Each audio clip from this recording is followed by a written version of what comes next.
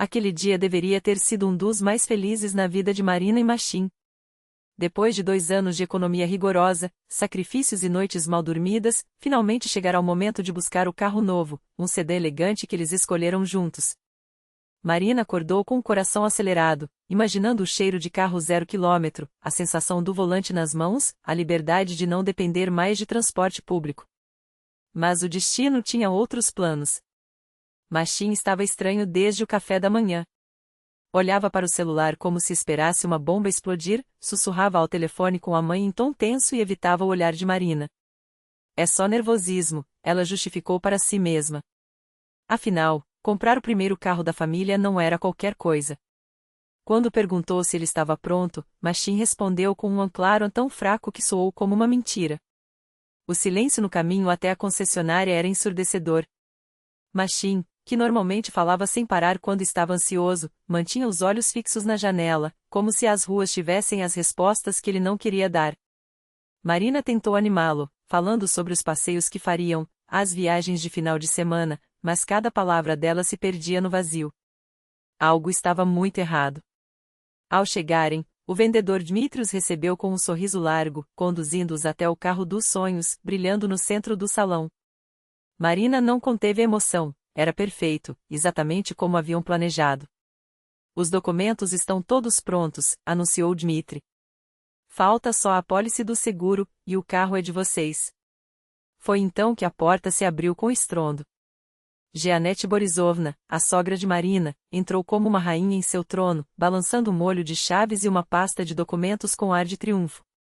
Meu filho me deu de presente de aniversário, não é mesmo, querido? Declarou, acariciando o capô com pose teatral. O sangue gelou nas veias de Marina.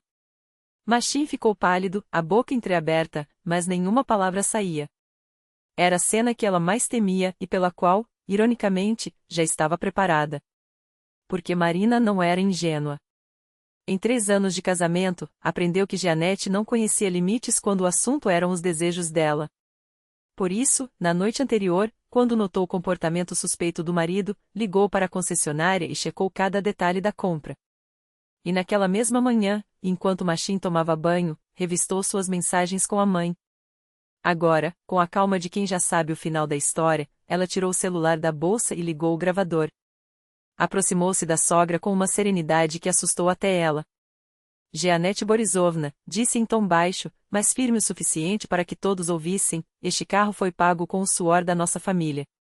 Eu trabalhei em 2 empregos, cortamos luxos, abdicamos de férias para juntar esse dinheiro. O senhor não tem nenhum direito sobre ele. A sogra arqueou as sobrancelhas, incrédula. Machim é meu filho. Ele decidiu me presentear, não é, filho? Machim gaguejou, os olhos saltando entre as 2 mulheres como uma bola de ping-pong. Marina virou-se para Dmitri, que assistia à cena boquiaberto. Por favor, confirme, em nome de quem está registrado este veículo? O vendedor engoliu em seco. Machim Igorevich Tretiakov. E quem consta como comprador no contrato? O mesmo. Jeanette tentou se safar, não preciso de papéis. Meu filho disse que é meu. Marina não piscou. Machim, chamou, a voz cortante como uma lâmina, repita para todos, você doou este carro para sua mãe? O silêncio que se seguiu foi sufocante. Não, murmurou ele, finalmente. A sogra tentou agarrar seu braço, mas Marina bloqueou o movimento, colocando-se entre eles. Chega de manipulação, Machim. Decida agora, ou pegamos nossas chaves e vamos embora no nosso carro, ou eu saio desta concessionária sozinha e não volto nunca mais. Os segundos se arrastaram como horas. Jeanette implorava com os olhos, Marina mantinha a postura inquebrantável, e Machim. Machim pela primeira vez na vida precisava escolher entre a mãe que o criou e a mulher que construía uma vida ao seu lado. Quando estendeu a mão e disse à mãe, me dê as chaves, o chão parece que se abriu debaixo dos pés da sogra. Traidor. Depois de tudo que fiz por você, gritou Jeanette, jogando as chaves no chão com tanta força que o barulho ecoou pelo salão. Você não é mais meu filho. A porta bateu atrás dela como um ponto final.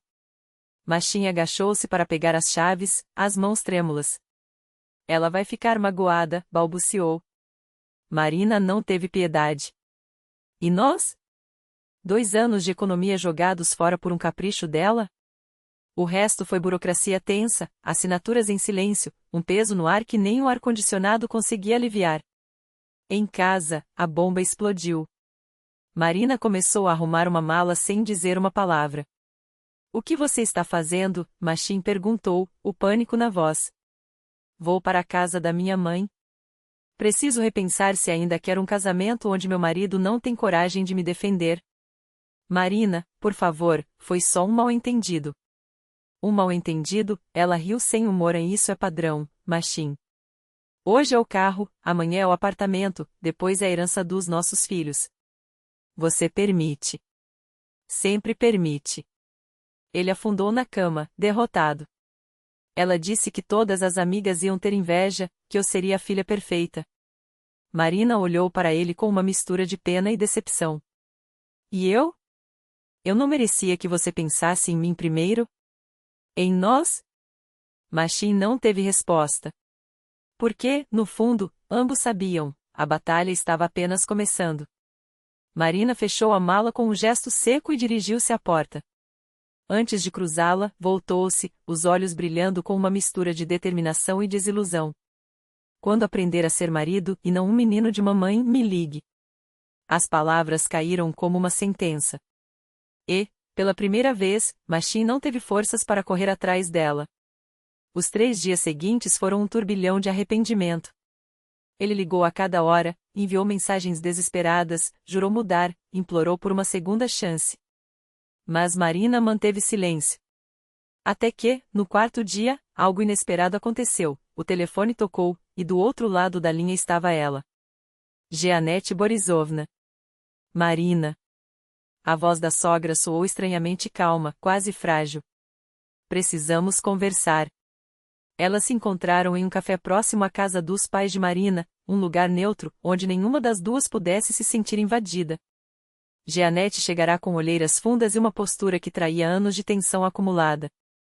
Machim não atende minhas ligações há 3 dias, começou, os dedos brincando com a xícara de chá frio. Ele disse que, se eu não me desculpar com você, não quer mais me ver. Marina arqueou as sobrancelhas, surpresa. Não esperava aquela firmeza do marido, o mesmo homem que, até então, dobrava-se como um junco ao vento dos caprichos maternos. E o que você decidiu? Perguntou, cruzando os braços. Jeanette engoliu em seco. Eu estava errada. As palavras saíram com dificuldade, como se arrancadas de uma ferida antiga. Não deveria ter reclamado do seu carro. Nem do apartamento, nem de nada que é de vocês. E, acima de tudo, não deveria ter me intrometido na vida de vocês como fiz. Um silêncio pesado pairou entre elas. Era a primeira vez, em 3 anos de convivência forçada, que a sogra admitia sua culpa sem rodeios, sem justificativas veladas. Marina sentiu algo dentro dela amolecer. Não era perdão ainda, era o início de uma trégua. Jeanette, eu nunca quis tirar seu filho de você. Só queria ser sua nora, não a empregada da família. A mulher mais velha baixou a cabeça, e, pela primeira vez, Marina viu nela não uma adversária, mas uma mãe assustada. Eu tinha medo de ficar sozinha, confessou Jeanette, a voz trêmula. Achei que, se o controlasse, ele nunca me abandonaria. Elas ficaram ali por mais de 1 hora, falando como 2 mulheres, não como rivais. Marina admitiu que já havia considerado o divórcio. Jeanette confessou que, em segredo, invejava a coragem da nora.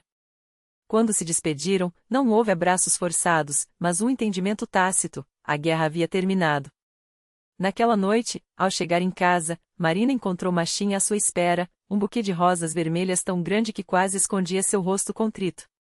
Me perdoa, disse ele, os olhos úmidos. Eu fui um covarde. Ela o observou por um longo momento antes de responder, foste. Mas parece que estás aprendendo. Ele sorriu, aliviado, e então acrescentou, com uma seriedade que ela nunca lhe vira, disse à minha mãe que, se ela tentar se meter novamente, mudamos de cidade. Sem discussão. Marina sentiu o coração acelerar. Sério? Absolutamente. Tu és minha família agora. e eu deveria ter te defendido desde o início. Naquela noite, eles se reconciliaram até o amanhecer, e o carro novo permaneceu intocado na garagem, como um símbolo de tudo que quase foi perdido. Uma semana depois, Jeanette os convidou para um jantar em família. Sentada à mesa, com as mãos trêmulas, ela se levantou e, pela primeira vez, pediu desculpas formalmente a Marina, por anos de desrespeito, e a Machine, por tê-lo tratado como um eterno menino.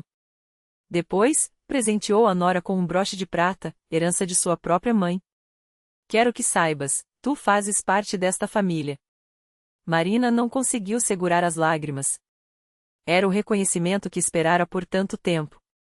2 anos se passaram. Jeanette transformou-se, matriculou-se em aulas de pintura e em um grupo de dança para senhores, onde conheceu Viktor Semyonovich, um viúvo de sorriso fácil que a fazia rir como há décadas não ria.